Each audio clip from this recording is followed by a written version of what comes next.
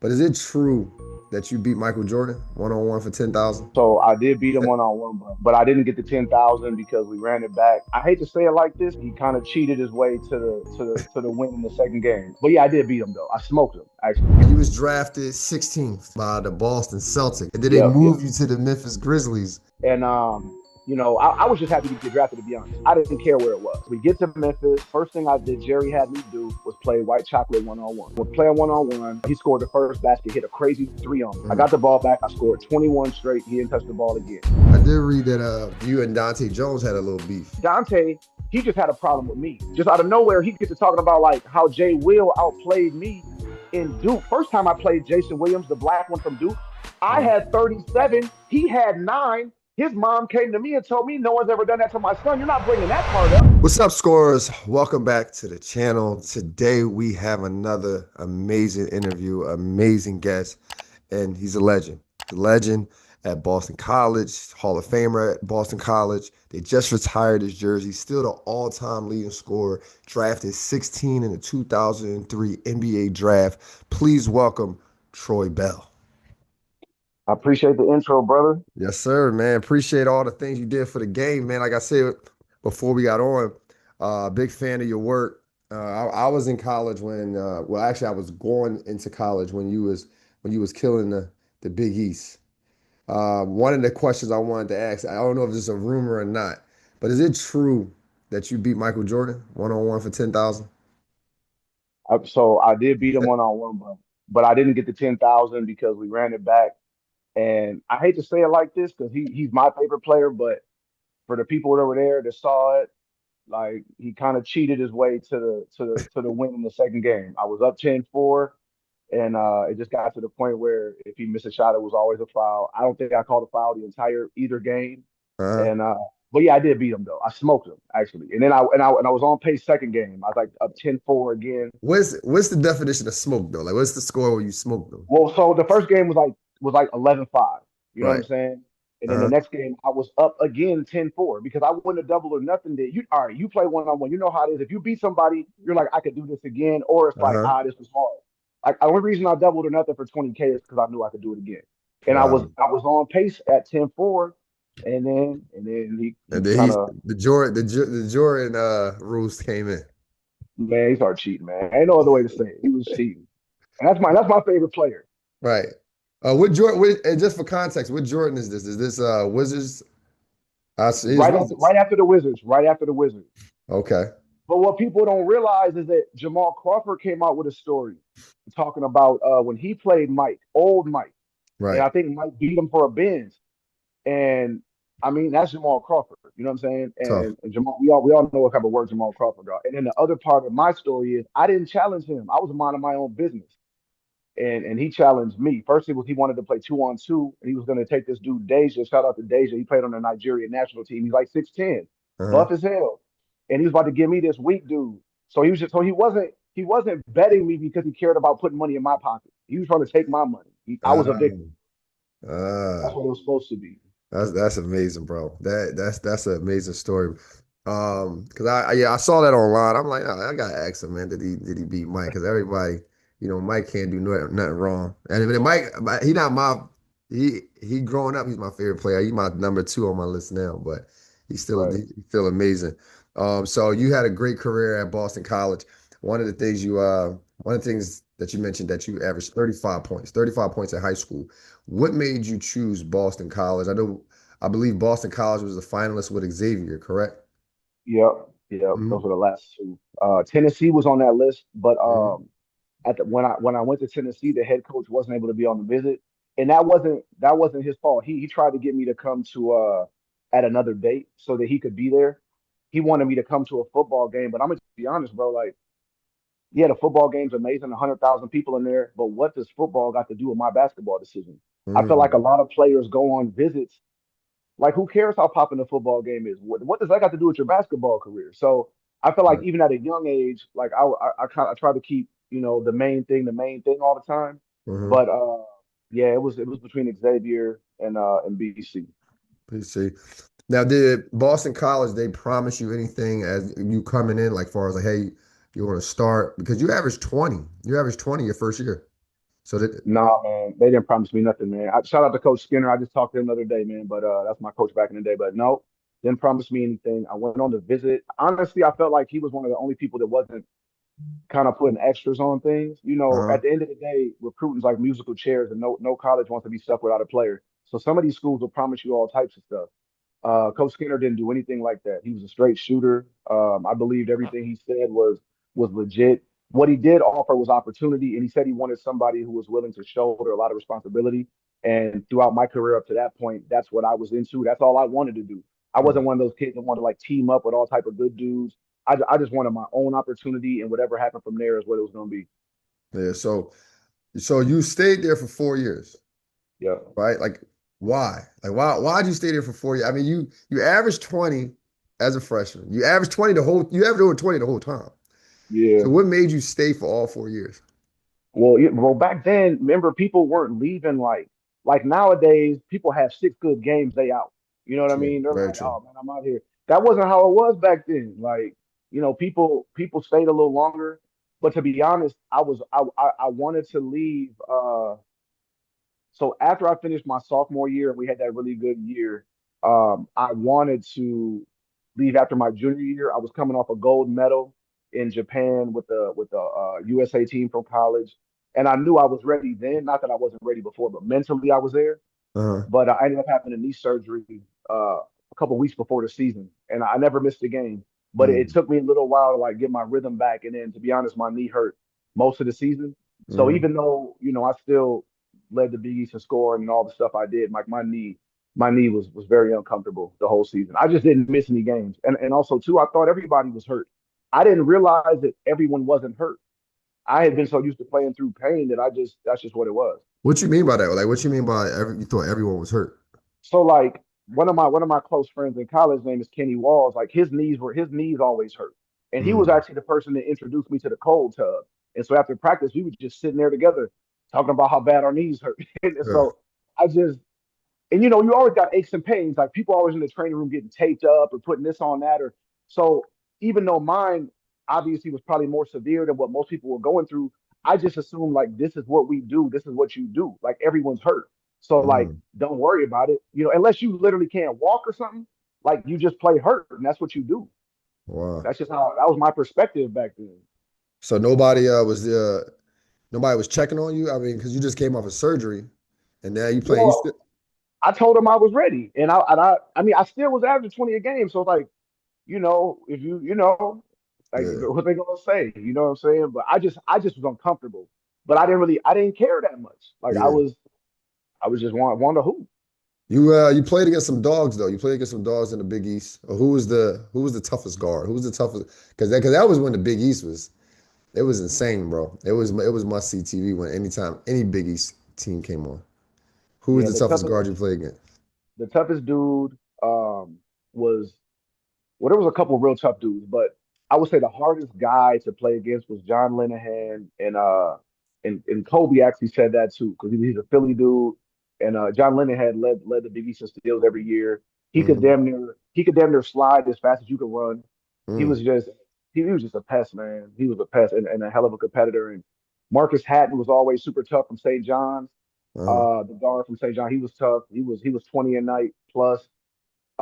Brandon Knight was tough from Pitt. Brandon Knight was tough for Pitt. Yeah, I remember that. I don't want to miss dudes. Barrett was tough. Seton Hall. Yep. Omar Cook was tough. St. John's. There was a lot. I don't want. Excuse me for missing people because I know I'm missing people, but I mean, there was a lot of tough it's dudes. good. That was like 22 years ago. It's all good. I'm sure I you. know I'm 44. So I'm getting up there, man. Yeah, man. And I hear you box too, so you might be losing some memory from that. Because I box as well, so I often lose memory on the small things. Are you still boxing? Yeah, I still box. I still box. Actually, usually Fridays I spar. So I'm taking a break from it, to interview you. But I'm actually falling back from it. Like I've done my smoker matches and all that shit, but I'm starting to realize, it ain't fun losing memory for no reason. Hey, and you ain't lying because so when I started boxing, I was boxing because I got cut from the NBA and I had a friend who was a trainer, and my knees were beat down at that point, and Right. so I wanted to stay in shape without the pounding on the knees. So I Facts. started boxing, But see, me being young and not knowing what I was doing, I treated boxing like hoops. Like you play pickup every day trying to get in shape. I'm Yep. sparring every day. I'm Yep. sparring every day. Yep. Like I didn't know. I didn't know. I And did the same shit.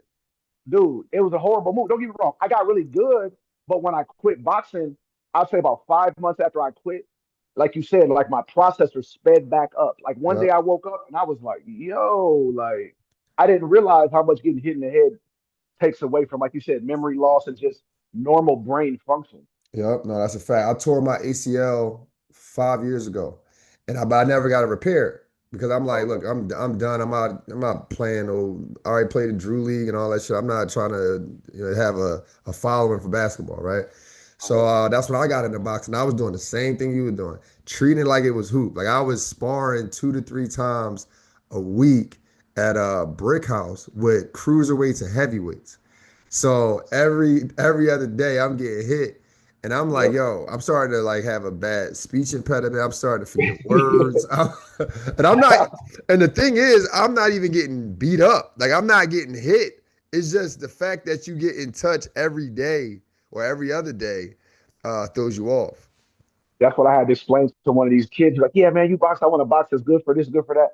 I say, yeah, but what you got to realize is like, even if you win the match, even if you win the sparring session, you still lost. Yeah, you still Because if lost you something. hit him 30 times and he hit you 14 times, you still got hit 14 times. Yeah. Yeah. It's not, the brain not meant to be knocked around, man. Not like that. Yeah. So who is the best teammate you played with at Boston College? Best teammate. That's tough, man. I had a lot of good teammates, man. Shout out to all my teammates.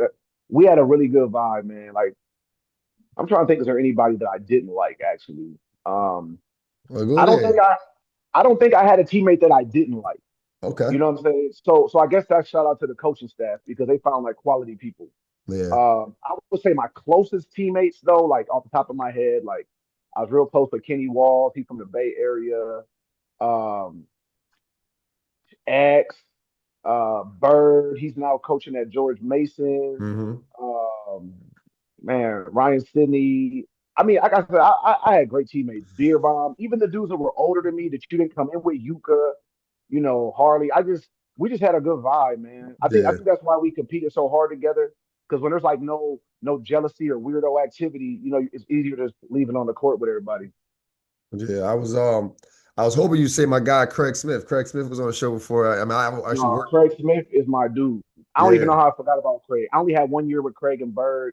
Craig is my dude, man. I still think, Melo was cold blooded.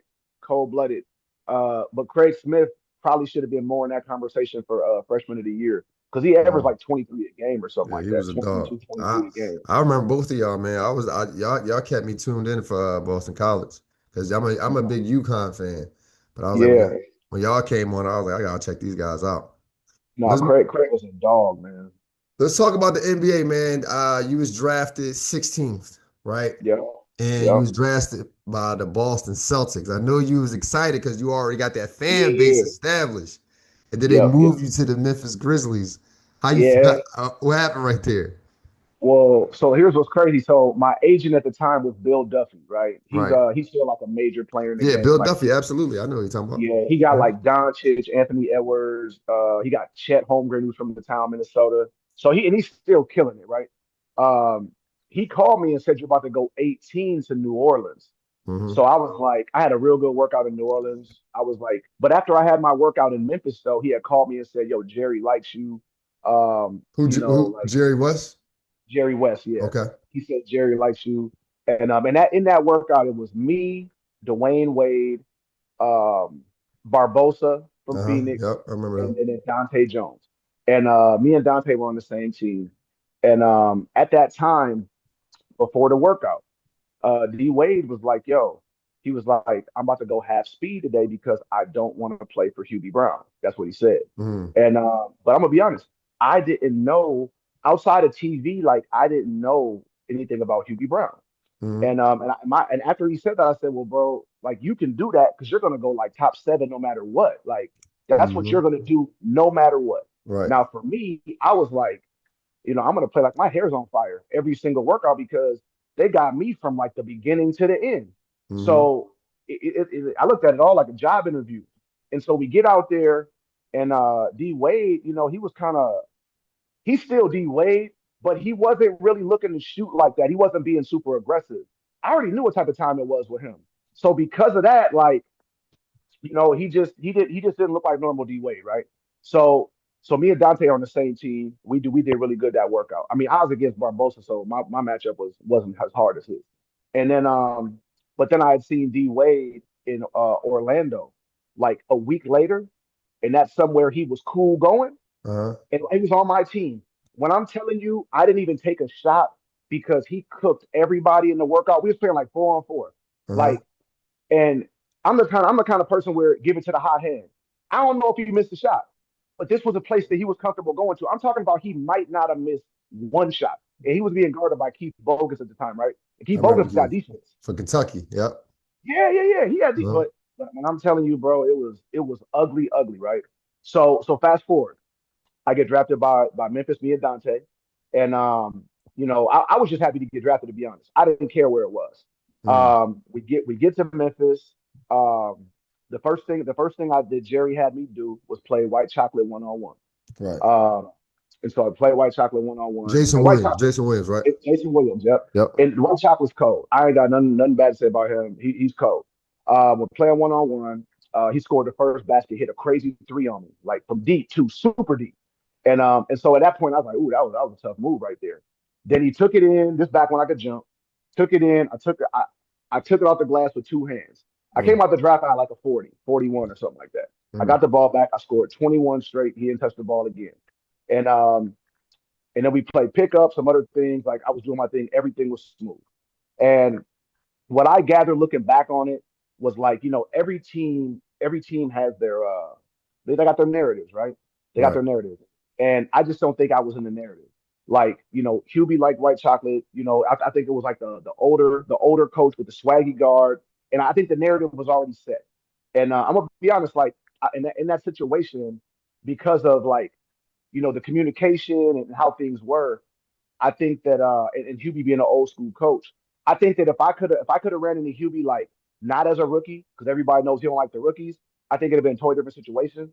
But Hmm. going there as a rookie with the narrative already set, I just think he was more so on a mission to like, take away my confidence and do all that old school stuff that I don't really, as a coach now, I just don't think is necessary. Yeah, So it's like, go ahead, my what fault. was I didn't that? mean control. No, no, I no, was no. What was that? I wanted to talk about that because I had Samaki Walker on the show, and he Yeah, was talking about how Don Nelson was trying to do the same thing, was trying to break down the old school confidence. coach, Like old school coach. what do you think is up with old school coaches breaking down the confidence?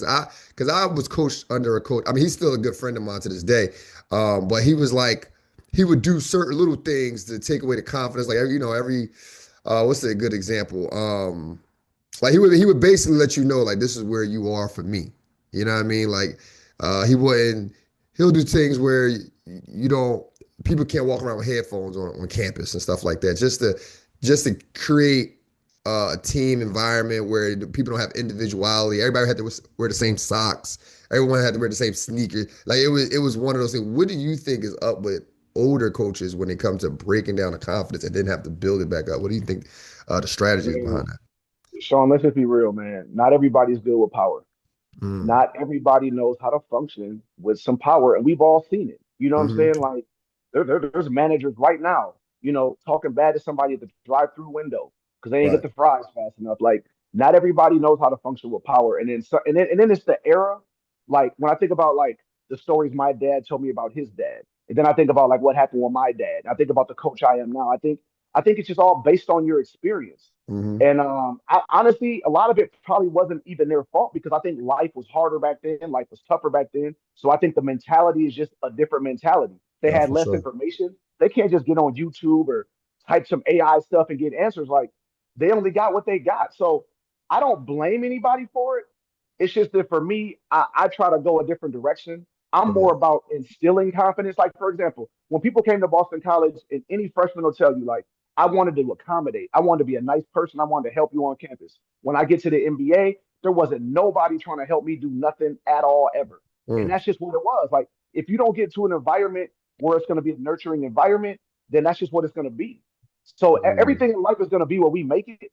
And and at Memphis, we didn't have no leadership.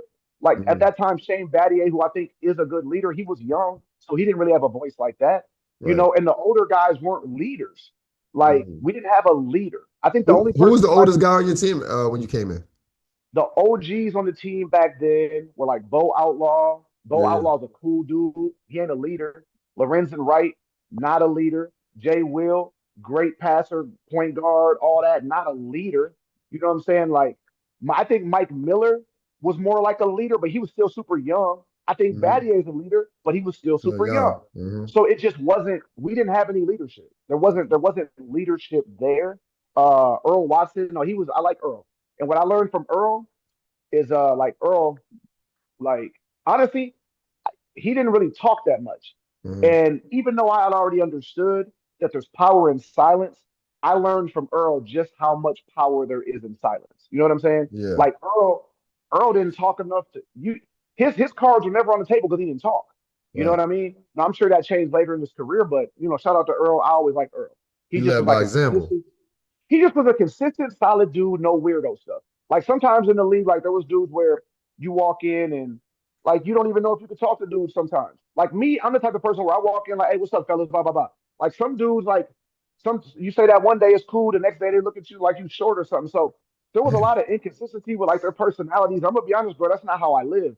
Right. Like my personality is like for me, it's either like a dunk or a 3-point shot, right? Either Right. I'm real cool or I'm real messed up. But it takes me a long time to get real messed up because I'm real cool. Like Right. I don't really got no middle. So I want to lead with love and respect, but if the love and respect doesn't meet me, then I can go the other way. I don't want to go the other way. Oh, but I'll go the other way. Understandable. Did you another question? So you didn't have a lot of playing time. You didn't get a lot of playing time. I get no playing time. So I You played 36 minutes in 82 games that first year. wow. So that's tough. Then Well, did you have you was you doing any rookie hazing happen that year? That yeah, man. Yeah, there was a little bit. So because here's my now thing, right? because now you got to go through the rookie process of rookie hazing and you ain't playing. That got to Come be on, son. tough. It got to be one or the other for me. Bro, I'm gonna be honest with you, man. I wasn't feeling a lot of stuff going on over there. It was hard, man. It was hard. Like I believe in like supporting and challenge, right? Like you can Right. only coach a person to the depth of your relationship, and I feel like you can only play with the person to the depth of your relationship as well. So I like agree. one of the things that threw me off about the hazing is like, okay, you got these older dudes that are like try to treat you a certain way, but you had nothing to do with the reason I'm here. All you were was born before me, and you're trying to impose all this weirdo stuff on me. Like I wasn't feeling that. Like I tried to play ball as much as I could, with the carrying of the bags and all that type of stuff. But like when I'll use KG for an example. Like with KG, I heard that like yeah, he asked the rookies to do wild stuff, but he also would like take you out and do fun things, or hey, real take my per diem, I don't need it, or just take you under his wing. Like Right. we didn't have none of that. Like we had dudes that wanted to do all this extra stuff, but there was nothing in return, so the relationship wasn't there. Oh, And so so for me, they was just violating it. They didn't even take you out for the drinks or nothing. well, they tried to violate. I ain't Right. really get violated like that, to be honest. Like one example, like they invited me and Dante to like this one restaurant. I think it was Ren and Jay Will. They invited us to this restaurant. And you know what? We talked about the errors. Maybe they got treated like this. So I'm not even putting this on them because they only know what they experienced, right? Right. But like they invited us to I don't know, some restaurant, bro. We get there. I wasn't even trying to go. I wasn't even trying to go. I get there, I ordered a salad and like a water because I wasn't even hungry. And then they ordered up all this stuff that wasn't gonna eat bill like $1,000, right? And I'm like, and then they try to hand it to me. Man, I put a 20 down, ball that up, threw it at one of them, was like, bro, I'm out of here, bro. Like, dude, I'm not paying for this $1,000. I got a salad. Like, Right. and for me, I'm more like with the young dudes, like I got the bill. Well, first of all, I save money, right? I'm no spender. So like Right. I'm not gonna do that, number one. But number two, if I invite you, bro, it's on me. So there Right. was a lot of stuff going on that I just didn't understand, still don't understand. Did they met?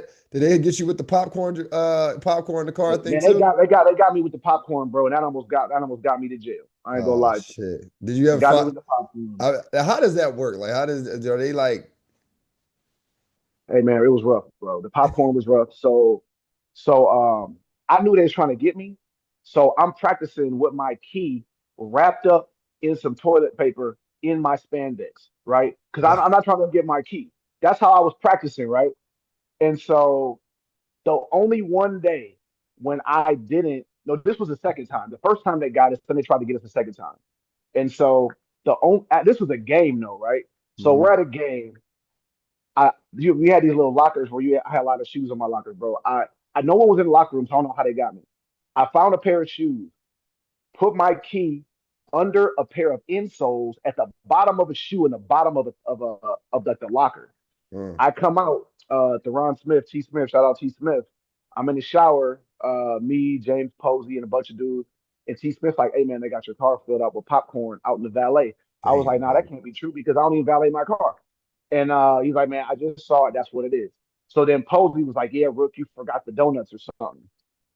And I ain't gonna lie, man. Practice was early. I was over them donuts, and so maybe I didn't get the donuts. You know what I mean? Maybe I didn't get them. Probably didn't get them that one time or whatever. So I got dressed real fast, ran outside, bro. And Dahntay's car was pulled up. Dahntay Jones, my car was pulled up, full of popcorn. And so what they do is, I guess they open your sunroof and take those circus bags of popcorn and dump those through the roof. So That's like my crazy. car had popcorn like mid windows, and Dog. Dante's did too. And I ain't gonna lie, I felt a little bad for Dahntay because he tried to play a little more ball with them dudes. Like, he's in the back of the bus powwowing. They wasn't really treating nobody good back then. I'm gonna be honest. So I wasn't in the back of the bus powwowing with dudes that wasn't treating me good. I'm not getting no burn. Like I don't do no fake activity, bro. So Understandable. so I ran so I ran into the locker room looking for Posey, and I'm glad he was gone because I was irate. You know what I'm He's saying? about to activate the hands, huh? Bro, I was irate, bro. I wasn't even boxing back then, but back then, I came out the draft top athlete. Like I could dumbbell bench the 130s. You know what I'm saying? Like Mm. I mean, I had hood hands, but I didn't have like the hands I had after I started like formally boxing. But I Right. was strong, man. I'm glad he wasn't there, and it was funny too because some of these stories I don't really even want to get into, but like Posey was, I like Posey. He was cool, but I ain't gonna lie though. After that popcorn thing, the second time, that was kind of rough for me, bro. So I'll leave the rest of the story alone. But yeah, Did it you? was Now I did read, and I get off of it in a second, but I did read that you and Dahntay Jones had a little beef, or you didn't really rock with it. You had a rough rookie year, bro. I really want to talk about the hooping thing, but this is so much other shit. Now I see why y'all was losing. I see why y'all well, was no, no, no, losing. no, no. We won, bro. We won that Y'all year, was bro. We won like 50 games. did They y'all? yeah, that bro. So it was supposed to be a whack team, get on the court, do your thing. Right. And then all of a sudden, the team turned the corner. And I don't even blame Hubie for like doing what he did because at the end of the day, like every coach knows I coach that chemistry is fickle. You don't know. Mhm. You can add one thing, take something out, everything be wrong. So Right. I'm not upset about how they did things. I was the kind of player where honestly, bro, if I just could have got like, 3 to 5 minutes a game or more consistency, I would have figured it out. If you look at my track record, I've never, I've never not figured it out. That's And here's the facts. part about me. I don't even need no plays ran for me. I just need court time. That's Right. all I ever needed was I don't even need no plays. I prefer to attack in chaos anyway. So but it was what it was, man. I'm looking back on it, man. I learned in life sometimes you got to be thankful for the opportunities you didn't get because you never know where something would have took you. Like you Right. just never know, man. So I don't have any ill will, and I wish everybody the best. But Dante, on the other hand, though, so what happened was when I first met Dante, we were doing the USA trials in Mhm. Colorado. I'm minding my own business. We're in the hallway. This before the internet was popping. We got all the players in the hallway. And Dante, he just had a problem with me. I wasn't even talking to Dante. Just out of nowhere, he gets to talking about like how Jay Will outplayed me in Duke. This was his redshirt year. He transferred. He wasn't even playing. So in my mind, I'm like, okay, Dante, you went to Rutgers. You transferred to Duke. I went to BC. We had the worst year ever. We won like 11 games. Then the next year we won 27-5, made the biggest turnaround in college basketball history. I'm Big East Player of the Year, All American, Big East Tournament MVP. Could have left and been the first rounder. Why are you, someone who transferred, who didn't stick it out at Rutgers, talking to me about one game of the season where the number one player in the country had a better game than me at home while he's playing with 5 future first round picks and you wasn't even playing? So in my mind, I'm like, why are you addressing me as someone who didn't stick it out in a tough situation? And I Uh-huh. wasn't even talking to you. So that's how our relationship got started. But then even before that, I played Dahntay our senior year in high school at an AAU tournament. The first time I played Jason Williams, the black one from Duke, I Mhm. had 37. He had 9. His mom came to me and told me no one's ever done that to my son. You're not bringing that part up. You're not Mm. bringing up the part where I dusted him off. You're talking about I don't know, bro. I just didn't understand it. And then he was talking all type of stuff throughout the whole summer. Then he was talking stuff at the pre-draft camp. He just was one of them weird dudes that always had a problem. So I'm not a weird dude, so I And don't y'all understand never where got he to the stuff bottom is. of it. Y'all never got to like the bottom of it. Like, yo, why we had this type of energy when we was hooping? It wasn't my energy. It was his Mm. energy. I don't know what he was on, man. I don't know. But hey, even him, glad things are going well for you. Like, wish you all the best. I don't know what his problem was with me. I really don't. Oh shoot! So you didn't stay.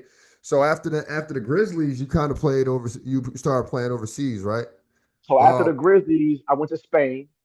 well, Um, well, let's slow up here because we got this part of us a segment in our in this show called Brainwash to Think Elite, and what Brainwash to Think Elite is where we basically talk about how you overcame things and what type of mindset you had when you was going through tough times. Now, you talking about your rookie year. Obviously, it's a culture shock for you. I mean, you're talking about a guy who averaged 35 as a high school athlete or a high school basketball player. Went to Boston College, played against the top competition in the Big East, two-time All-American, averaging over 20 points from freshman year to senior year. And now you're playing in the NBA where you're not playing a lot of minutes. Then you're battling injuries, correct? yeah, So I yeah. want to I know had the two I knee want to know the surgeries in college. mindset. I want to know the mindset. What kept you going? What kept you motivated during these times?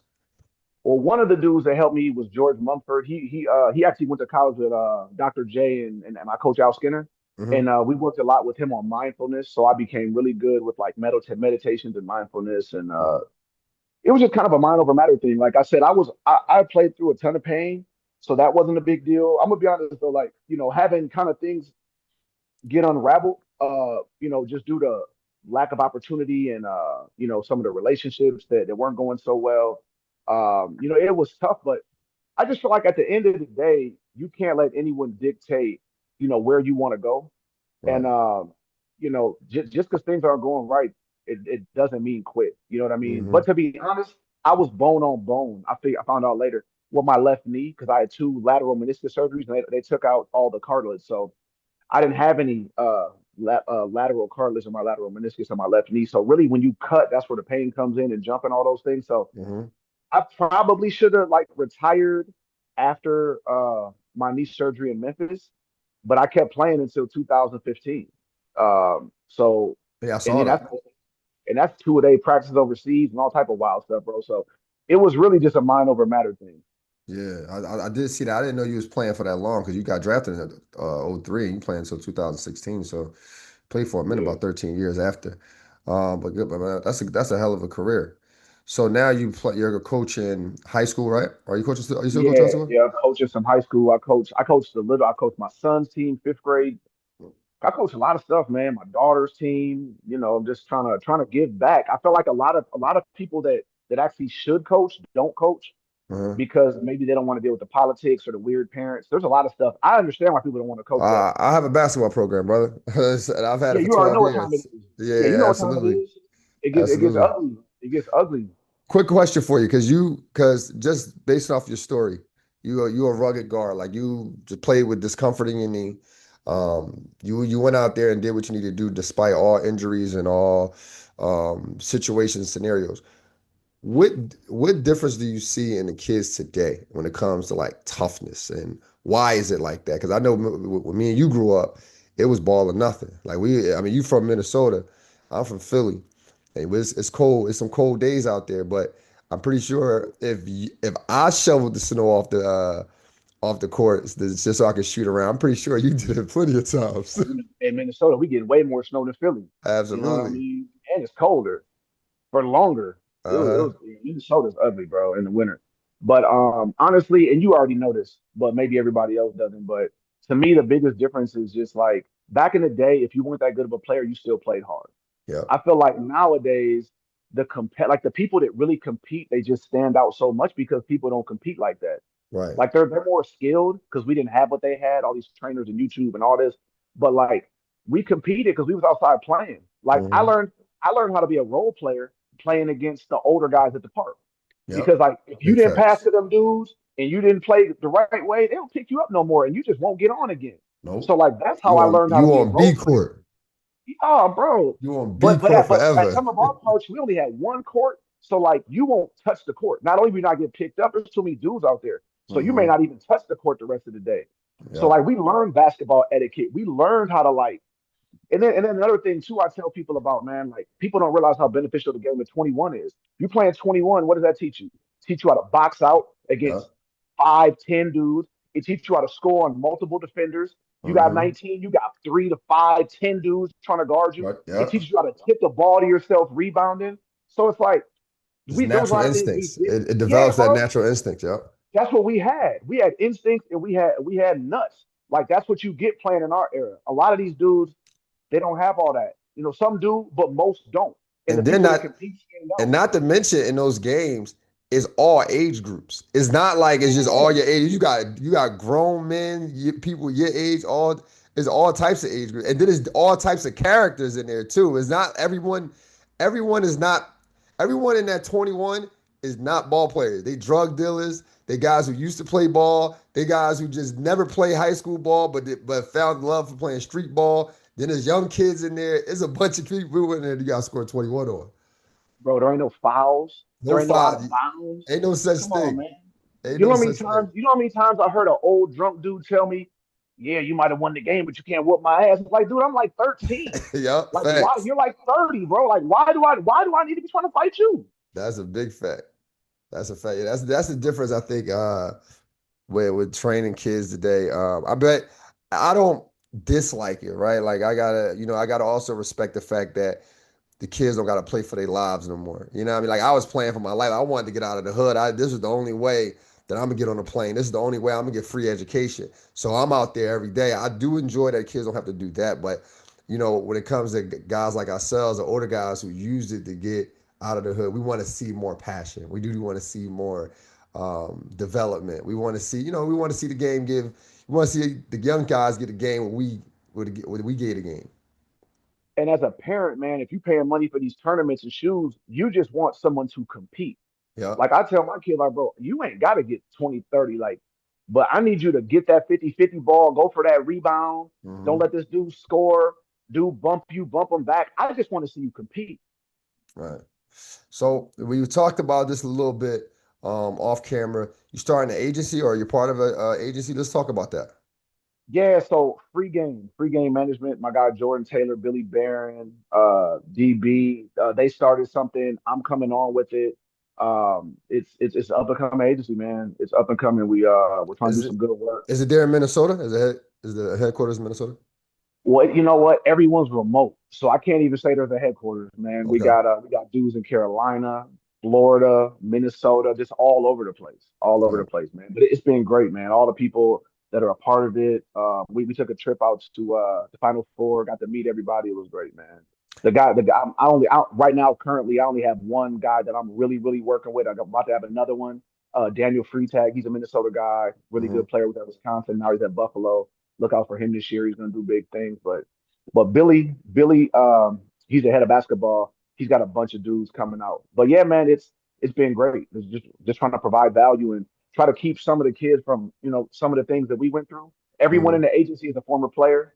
They got a bunch of different facets: volleyball, women's basketball, men's basketball. We're trying to get everything going, but the difference between our model is that everyone was a former athlete, like Yeah. everybody. There's times, in my career where you may have wanted to have a certain conversation with your agent, but if your agent didn't play ball, how far is that conversation really going to go outside of contractual stuff or So I think there's an element to your agent actually have been where you're going or where you want to be that Absolutely. that just makes it a lot more relatable, man.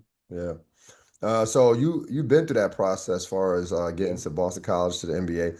What's something yeah. that you could change from now getting into that world as an agent? What's something that you want to change when it comes to the relationship between the agent and the player? I think the biggest thing, man, is that it shouldn't be transactional. Because let's be real, right? Anytime you're talking about a job where you're making money, you know, you want someone to be there for the right reasons, Hmm. outside of just trying to get a check. I mean, but let's not act like people's bills are stopping, right? You still got to get paid. I get all that. Mm-hmm. But for me, it's about the relationship, man. Like I don't want to be. I will never be the type of agent that just is trying to have as many people on my books as possible. Like Mm-hmm. I want to. It's a quality over quantity thing with me. There was a lot of times like that whole rookie year, man. Like nobody tapped in with me really. You know what I'm saying? Like Mm-hmm. when I was struggling, like nobody really tapped in. And I'm the type of agent, man. I'm gonna tap in every day or two, no matter what. Just check your mental health, see what's going on. There's a lot of things that are happening day to day where if you don't tap in, you won't know nothing about. And so, like, I make it a point, man, to and the guy that I have, I've known since junior high. So I guess on one hand, I could say I don't got to tap in that much, but no, like your agent's supposed to tap in. Like that's Yeah, how I absolutely. feel. Like you should, Absolutely. if you got a client like a signed client, and you're not reaching out to this guy at least once a week, like to me, that's a flavor foul. Mm-hmm. I Even know. if it's, and I'm talking about a call. I'm not talking about just like a quick text, like good morning. Like tap in with your client, see what's going on with them. There's so Mhm. many, especially now with social media, man. There's so many problems people be having. Like you need to know what's going on with your client. No, I hear that a lot. I didn't go through the process that you guys went through. I mean, I was trying to get overseas, but I hear that a lot because with guys, they get to the NBA, they make the money or they make the agent some money, then you don't hear from the agent that much. Is Well, that? not everybody, and I think that's where you kind of go back to like, and I'm not saying if you played or didn't play, it makes that much of a difference on everything. But if you did play, I think you're going to be a little more sensitive to the daily ongoings of your client Hmm. because you just understand how it goes every day. No, for sure. Well, and y'all just getting started, right? Yeah, it's new. It's new, Where man. where can people find you guys? Like far as your Instagram? Yeah, Instagram, free game management on Instagram, freegamemanagement.com. Yep, it's all there, man. I It's bet all there, bro. we're gonna Oh, make and sure. Tyler Hines. Shout out Tyler Hines, man. He's a Philly dude. You know Tyler Hines? Tyler Hines. No, I don't. I He's a don't. Philly dude. He's with us too, man. He's Sh- Kyle Hines, man. Well, Kyle shout out Hines, my Tyler legend Hines in just because Philly. he's from Philly. Anybody from Philly Right. doing some You good things. I wanted to see him win. We're gonna find a picture of Tyler Hines. We're gonna put him up here know just what I because of mean? That's what I'm that. talking about, man. Tyler's going crazy too. The other question. So going back to your rookie year, I got to do some pocket watching, man. Did you buy anything that was crazy that you regret? Nah, bro. No, the first You- thing I did when I got paid, bro, was I paid off my mom and dad's house. I paid off the remainder of their house. That's the first thing I did. The Uh, second thing I did was I had to get some wheels. But here's what's crazy though. This is 2003. I still got the car though. I got that it's still same it's still car. running, or is it like Nah, bro. It's is like it a in a daily museum, driver, bro. I'm or still is it driving. I don't even got 100,000 miles on it really? because I played overseas, and so I was gone all them years. You know what I mean? Got you. And then I had bought a truck, an Escalade '04. I'm still driving that. I'm still driving the same two cars I had. So like when I told you like I saved money, like Yeah, I'm I about to really say, saved money. yeah, you did ass. Yeah, I said no, it ain't a joke, bro. I save money for real. Like I'm That's not. smart. And here's the other part of it too that I try to tell the young people: like a lot of these people that you're trying to impress, eh, I'm going to say every one of these people that you're trying to impress by these purchases that you're worried about talking stuff about you are never going to be there when you need them. Yep. They're never like when you're in a jam, they're never going to be there when you need them. So why are you worried about their opinions? You know what I'm saying? Mhm. Like, man, I I don't know, man. I just like when you said about trying to get out the hood and all that, like what I told myself, and I love South Minneapolis where I grew up. I grew up a couple blocks from where George Floyd got killed, like in the hood South Side. Right. So like I told myself that if I ever get the opportunity to move away, yeah, I'm gonna come back. But I'm coming back to visit though. I don't want to Right. come back because I like squandered all my bread. You know what I Right. mean? Yeah, yeah. I'm So with you on that. that was my mindset, bro. So like, and I've seen people that made way more money than me. I'm talking about like Antoine Walker's like documented, right, for losing his bread, right? Mhm. Antoine's a cool dude. Like I used to see him when I was at BC, see him out doing the clubs. And bro, like to this day, like he has some of the coldest whips I ever seen. Like he was the first black person I seen in like the A8 Audi with the rims, the range. Like Mm. he was killing it. Like he made money. He made getting money look good. Antoine Walker did. You know what I'm saying? So like, and don't get me wrong. I think it's normal to be like, yo, I wish I could be on that type of time. You know what I mean? Yep. But at the same time, it's like, and one of my other shout out my other homie, Slim, tall guy car reviews. I don't know if you know him from YouTube. He's a Minnesota I know you're dude. talking about. Yep. So I remember he came to visit me. That's one of my close homies. He came to visit me back in the day before I had my second daughter. And he was like, man, T Belly, he called me T Belly. He was like, man, T Belly, why you driving these old ass cars? And I said, because I don't want to be in a Lamborghini one day and a Corolla the next day. You know Yep. what I'm saying? Like, man, I don't, man, you know how much a Lambo costs. Then you take it to the dealership to get fixed. Like, bro, they're beating your pockets up like Roy Yep. Jones. So for me, it's like that you're just thinking about like all the people that talk about you. Like, I know for a fact they ain't gonna be there because I can't tell you how many people ask me for money, and it's like I don't know, bro. I just know how I understand human nature at a high clip. So for me, it's like I gotta do what makes sense to me. Like, Yep. yeah, I would like to have a Lamborghini. Like, who wouldn't want to have a Lamborghini? That's my car, But man. you know what I'm saying? But at the end of the day, like, dude, I don't want to be that person that has to ask somebody for something because I tried to make a move that wasn't going to serve my life. Yep. You know what I'm saying? Like, Smart. No, I that's got, I got, smart. I got. My daughter's still in a booster seat. I can't put that in the back of a Lamborghini. You Yep. feel what I'm saying? Like, Hmm. I don't know, man. I just think a lot of people don't really think things through. Them impulse buys will really, really kill your life Yeah, if your man. money ain't like that. If your money like that, 100%. I mean, I've been through that a few times. Not a few times. I've only been through it once. But actually, I never really been through it where I was like squandering away. I just, got to a space where you like, damn, I don't feel like paying this goddamn bill, this goddamn car note. I've been there before, bro. Man, I learned my Bro. lesson. I learned my lesson from that. I definitely learned my Yeah. lesson from that, man. So we got another segment called "Who You Got." We got called "Who You Got," where you kind of pick and choose who you got. Now, this segment is I'm gonna do a little different. I want to know who you got when it comes to the toughest player you played against in the NBA, And well, bro, you got to remember, I was on the bench like some old food in the back of the fridge, or bro.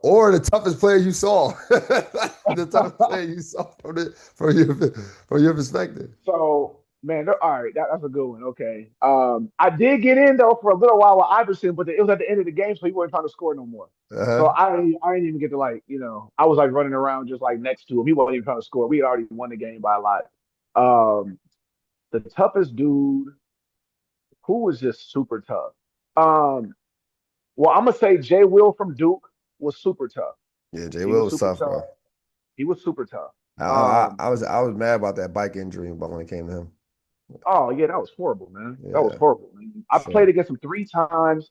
The first time it was 37-9 me. The second time it was like 31-16 him, and then the next time I had like 27. He had like 8 or 9, but it didn't matter because they scraped us at BC, right? mm, But he was a tough dude to guard. Marcus Hatton from St. John's was tough to guard. Um, one of the dudes that really impressed me back in the day, though, we was in the pre-draft camp together. I killed the pre-draft camp. Shit, mm, I averaged like 18 and a half points in 20 minutes. I didn't get to play against Marquise, I don't think. But Marquise Daniels, his rookie year, when he was with Dallas, uh, when he got that big contract the next year, yeah, I didn't play that game. But Marquise Daniels, that rookie year in Dallas when Nash got hurt, was tough. yeah, He he was was tough tough. too. He was impressive tough. Like you know how it is in the league, bro. Like there's a lot of other stuff going on. Oh, you know who else was tough? And he's a Philly dude. And I'm gonna stop it here. What's his name, bro? What's the dude's name that played with LeBron with the Cavs Flip, from Philly? flip, Flip. Ronald Murray. So all right. So Flip in the summer league, Earl Watson got the start. Flip was frying Earl, right? Uh, And I came off the bench. Flip was already hot.